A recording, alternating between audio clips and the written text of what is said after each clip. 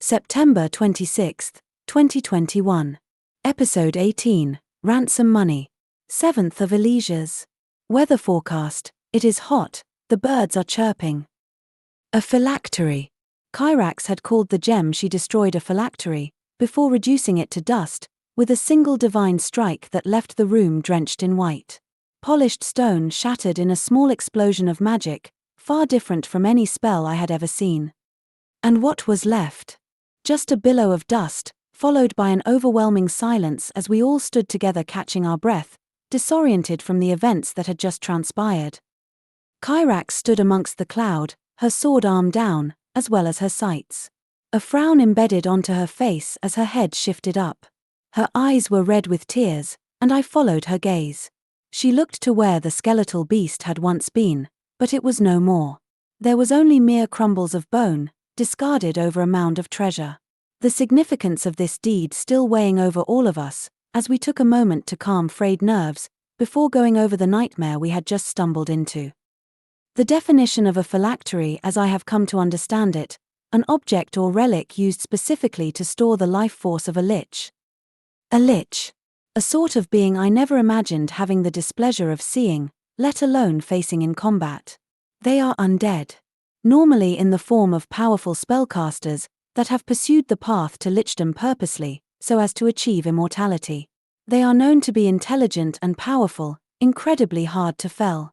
The destruction of their phylactery being absolutely necessary to defeating them, as we witnessed that day, but, regardless of our success, something wasn't right in that place, that much was certain. This creature did not revel in its lichdom. It succumbed to it. An unwilling participant, forced through a ritual to end its life and reanimate it, as a tortured undead. How horrible a fate. Kyrax had made this clear as she explained the creature's visions, all while shedding tears for it, but even so, without such context, it had been obvious that the creature was weighted with despair, and only fueled by a sort of chained rage. Once we all understood the monster for which we defeated, we finally went about searching the room for an explanation as to why anybody would do such a abhorred thing. It wasn't long before we stumbled upon a series of notes written in spellbook format. They were progress notes about the ritual. This dragon hadn't been their first attempt at creating a lich.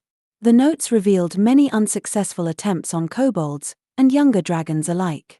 The conclusion being, a hoard of treasure for the creature to sit on was absolutely required. And, after many more failings, the note-taker seemed to have come upon the realization that a larger dragon, and a larger hoard was needed. Perhaps an explanation for the role of the Hark and his bandits, as the cult of the dragon appeared to be using them to acquire the treasure needed for rituals such as this. What we have yet to understand, is the end goal. The wider purpose of bringing about such a creature into existence, and on whose orders it was done on.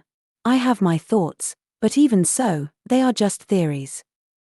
After rifling through as much of the ritual room as we could stand, we decided to backtrack to the dungeon's library, to comb over it one last time. It was there that I once again laid eyes on the out-of-place tomes of Kelemvor, now with the knowledge of a lich being created in that place. Svend noticed me staring, and questioned my look of confusion. I pointed out what the book was about, and the potential of a connection. He responded by asking me if I would be willing to read some of the book about Kelemvor to him. I agreed, and opened the book to a section about the Death Domain's history. I will sum up what I read to him. There was a time, when the Death Domain was thrown into upheaval. 3 mortals sought the path to godhood and pursued it by focusing on Jurgle, Lord of Death at the time. Jurgle handed over his position willingly, allowing the dead 3, who would go on to be known as the Dark Gods, to sort out his portfolio between them. Bane went on to become the god of tyranny. Merkel went on to take the role as god of death. And Baal became the lord of murder. The 3 remained in these positions until the time of troubles, when the divine was made to walk the earth as mortals. It was during this period, Merkel was slain by the wizard Midnight, the mortal who would later go on to be the new incarnation of the goddess of magic, Mystra. Upon Merkel's death, his power fell to Cyric. Bane was killed by god Torm, his power also left for Cyric. Cyric then adopted Baal's power after killing him with his sword, God's bane. Sirik would go on to use this sword to kill his former comrade Kelemvor as well, but it was this very weapon that would lead to his downfall. Unbeknownst to him, God's bane was Mask, god of shadows and thievery, in an alternative form, and the blade was plotting Sirik's fall. Sirik ascended into godhood with all three of Jurgel's portfolios. His reign made people fearful of death. During this time he hunted for Kelemvor's soul, but was unaware that his sword, Godsbane, was concealing it from him. Upon learning of Mask's identity and the ploy against him, Sirik broke Godsbane in two, which allowed for Kelemvor to return and enact Sirik's end. The defeat of Sirik elevated Kelemvor to become the new god of the dead. Kelemvor ushered in a new era of death, by framing it as a natural end, and not something to be feared, as gods before him had. Once I finished reading, Sven afforded me his thanks, and we went back to scouring the dungeon for anything else of significance we could find. We had no such luck, and so we returned to the ritual room with one last issue to wrap up before leaving this place. The six of us surrounded the mound of treasure. Thane kneeled down, his fingers sorting through the various coin while the obvious question clung to the air. How were we possibly going to take all of it with us? The amount of riches before us was copious. Something I hadn't even considered until that moment, because of the previous peril we had been in, but I had never laid eyes on any amount even remotely comparable in my life. Taking in some of my friends' faces, it was easy to read those of us who had, but even so, they showed no intention of leaving a single piece of it behind. Thane looked to Kyokyojo, before standing up, his hand still housing a piece of gold that he flipped between fingers. There was a look akin to someone seeking understanding in his expression. "We're going to need to go back to Loudwater," he said, his eyes then shifting over the rest of us. "At least a couple of us, so we can bring something back, to carry all of this." This proposal did make a lot of sense, but there were a few concerns with toting around such a mass amount of wealth. The idea would be to get it all back to Secomber, but remember, it had taken us nearly 5 days, just to get to the Shining Falls. Thane was suggesting carts, but we were not yet aware of the weight of everything, nor how many we would need. Easily more than 3. There was so much loot just sitting in that room. We also were unsure of how much this might slow us down. Another thought that came up was possibly using the river. The Delimbia River at Shining Falls moves southwest, and would actually take us right to Secomber. This would have easily cut the trip time in half. And though we couldn't necessarily predict whether it would be safer or not, less time on the road would help with our odds of running into trouble. Currently though, we had no such means to travel. Moose then suggested building the means. After some discussion amongst ourselves, most of us were on board to try this. Kyokyojo meanwhile had picked out a certain few items from the treasure pile. A dagger, a brooch and a chalice. Him and Thane were still planning on heading to town. Thane did not appear to be a fan of the river idea. Svend did not seem pleased with it either, but he told us he would still help. Thane and Kyokyojo set out to make the trek back to Loudwater, while the rest of us would start on the raft project. We spent our remaining daylight hours gathering wood, and other supplies we would need for the construction. We set up camp outside the falls. Kyokyojo and Thane returned just after dark. Kyokyojo had seen about getting us work in return for transfer, but there hadn't really been any good options. The two of them had also checked on the items Kyokyojo had picked from the stash, to see if any of them were magical in nature, but they were not. The next day was the 8th of Elysias. We were met with a cloudy sky, and a light sprinkling. We set to work shortly after waking up and eating some rations. Moose had made a rough schematic for us to follow, though not sure how acquainted she was with anything boat-like. Kyokyojo did not wish to participate. He spent his time counting the treasure. Progress on the raft seemed to start off all right, though it wasn't without its hiccups. By midday I thought we were doing rather well, but it did not last. Some mistakes were made, mine included. I'd rather not go into how this happened, but I may have broken the mass on the raft. It wasn't really going to work after that. I hate reliving it. Both Kyrax and Thane attempted to cheer me up, but I still felt so guilty for ruining our progress. Maybe it is just easier to admit that none of us were really good at this. By the end of the day, Kyokyojo had made up his mind for the entirety of the party. We would be going into town the following day with some of the funds from the treasure to buy or rent horses and carts. We were not to waste any more time at the Shining Falls. We all agreed sheepishly to this plan. We awoke on the 9th of Elysias to much cooler weather. We made our way into town early, and returned to the falls with no less than 6 carts for the horde. We had also purchased burlap tarps to conceal the cargo from view, in the hopes that it would make us less likely to be a target. We finally got on the road by midday. It had taken us some time to move all the treasure into carts.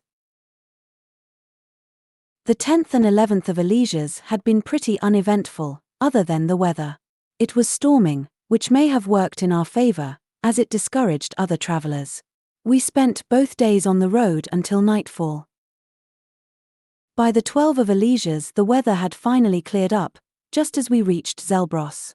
Once there, we made the unanimous decision to take a breather at the halfway inn. We had just spent the last few days traveling nearly non-stop, but we didn't plan on staying overnight as we had to keep moving. Upon arriving at the inn, Kyrax volunteered to stand by with the horses and guard the carts, saying she'd enjoy the free time outside. Moose and I told her we'd bring her out some food and drink.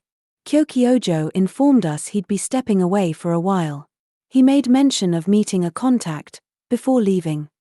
Being quite used to Kyokyojo conducting his own business, the rest of us stepped inside the tavern only to be met with a loud familiar voice. "Where have you been, Page Force? Took you long enough." The origin of this greeting was one, Ermir Witt, the recruiter from Secomber's Adventurers Guild. We attempted to ignore him by just finding ourselves a table. Frankly, I think we were all just a bit too exhausted for whatever sort of interruption he planned on presenting to us. Ultimately it didn't end up working. Ermir was insistent. He sat down with us and kept his focus on one person in particular, Thane. He was able to convince Thane to walk away with him, so the two of them could speak privately. We were all relieved when Thane returned alone, with no Ermir in sight. I questioned him about what he wanted, curious to see if Thane would be willing to tell us. He slapped down a piece of paper he had stuffed into his coat with a sigh of annoyance. "Appears I have a bounty on my head," he answered. The paper was a flyer from Ermir, with a pretty decent sketch of Thane's face. The words read, "Request, find and capture the Great Sabatini. Reward, 250 gold. Requester, Lord Ezra." I glanced up at Thane a bit taken aback, and questioned what this lord's motivation would be for placing a bounty on him. I was met with the vague response of, "Not everyone is a fan of showmanship. Let's just say, we did not part on cordial terms last we met." Since he seemed unwilling to elaborate further, I moved on to my next question. "So then Ermir came all this way just to warn you about this, and then he left?" "Not without incentive," Thane answered. I nodded my head with nothing more to say on the matter. Thane had most definitely paid Ermir, not just for the heads up, but to leave as well. Eventually Kyokyojo returned with some news. He explained to us that Zelbros had a deal going with the Hark. Its purpose had been to keep Zelbros out of bandit activities, but that lately, their offerings hadn't been collected. Perhaps what we did at the Shining Falls disrupted or ended the operation. Either way, we never did find out what happened to the Hark. Once we had all gotten to eat and rest for a short time, we got back on the road. Nightfall came and we set up camp again. We didn't have any visitors in the night, but somebody was making more noise than usual, as though sleep wouldn't claim them, nor keep them. 13th of Elysias. The next day was pretty uneventful and just full of more non-stop travel. Although, I did happen to notice Sven seemed particularly exhausted that morning, leading me to believe he had been the one making a ruckus in camp the previous night. Unusual for him. He's been known to stay up late, should we be staying in a tavern. But, normally once he's asleep, he stays that way and can be quite difficult to wake. The 14th of Elysias started in similar fashion as the day before. Uneventful, until we reached mid-afternoon, when we were met by 4 men blocking the road on horses. They were all human, dark-skinned and wearing expensive-looking clothing. 3 of the 4 had instruments, so at first I thought they were only a band. We questioned them for blocking our path, and they demanded to know if we were Page Force. Kyokyojo responded with, "Who's asking?" A tribe called Quest. They made a bit of a show in introducing themselves. Fife was the flautist, Ali was the drummer, and Jirobi was the one with the long horn. The 4th, Q-Tip, was a vocalist. These, of course, were not their only talents. They revealed their true intentions once the theatrics were over. They presented a flyer, the one with Thane's face on it. Then they picked him out amongst our group, and called for us to hand him over, so they could collect the reward. As you can imagine, they didn't take too kindly to our refusal, and so a fight ensued. We did end up besting them, but not without trouble. Thankfully we did well enough to make them retreat, but in doing so, I think we may have made new enemies. They spoke of a vendetta before leaving, as though the loss had become personal for them. I can only hope that it was just angry rhetoric, and that we won't actually be seeing them again. By the time nightfall arrived, we were very close to Secomber. It was a serene feeling to go to sleep knowing we would finally make it back home the next day. On the 15th of Elysias, we made it to Secomber just before noon as expected. I felt like I could breathe easy again upon passing through the gates. We had finally made it, and safely at that, even with all the extra cargo. Our first stop was the Kyojo compound, as it seemed like the most protected place for all of our newly acquired treasure. When we arrived, we were spotted by Valos, who let Kyokyojo know that their sister wished to speak to him. Kyokyojo told his brother to look after our cargo, while we made our way over to meet Zanara. Upon reaching his sister's vicinity, Kyokyojo was attacked by Zanara. Luckily, Kyokyojo seemed unfazed by his sister's outburst, as though this was a normal, mundane antic for her, and he was able to catch her hurling blade before it slashed his face. They began to speak to one another with Zanara's blade still drawn. She informed him that she had found their family's lost shipment, and had gotten it to Waterdeep. Kyokyojo did seem pleased to hear the news, and Zanara finally lowered her weapon to mention one last detail. That she had also found us a hook-up to Baldur's Gate. We heard footsteps from behind, just as Zanara finished saying this. We all turned to look and see who approached. Standing there was a black tabaxi, dressed as though he were suited for adventure. He wore an inviting grin on his face, as he greeted Kyokyojo like an old friend.